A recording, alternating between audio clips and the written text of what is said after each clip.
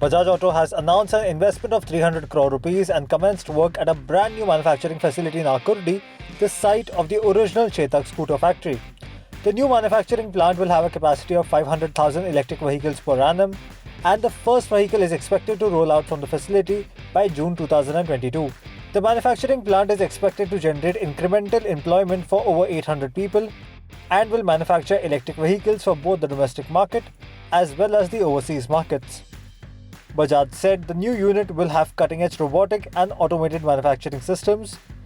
The investments made by Bajaj will be supplemented by a number of vendors who will invest a further 250 crore rupees. The new plant will transform Bajaj Auto's Akurdi facility into a hub for design, development and manufacturing of electric vehicles. China will be lifting its foreign ownership limits on automotive companies, allowing for full foreign ownership of passenger and commercial automakers in the country. The Chinese Ministry of Commerce and the country's National Development and Reform Commission made the inclusion in a document released earlier this week, and the new norm will come into effect from the 1st of January 2022. It will see the country do away with the existing system that has limited foreign ownership to only joint ventures. The country will also lift the restriction limiting foreign investors to only establish a maximum of 2 joint ventures in China. The proposal was under review since a year. The announcement opens the market for newer brands like Rivian and Lucid to access the world's biggest passenger car market without collaborating with any local player.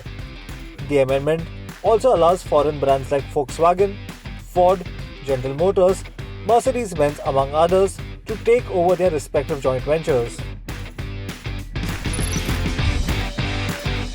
Rolls-Royce is developing its first electric offering, and the Spectre Coupe promises a new chapter for the manufacturer. While the new Rolls-Royce Spectre will arrive in late 2023, the model has been spotted testing for the first time. The test car is completely camouflaged, concealing the design. However, we do see the split headlight treatment with LED daytime running lights up top. The rear hinge suicide doors borrowed from the Wraith have also been retained. The electric offering, though, will get its own identity distinctly different from the Wraith. Details about the powertrain and battery pack remain under wraps for now, but Rolls-Royce promises its electric offering will live up to the company's storied legacy.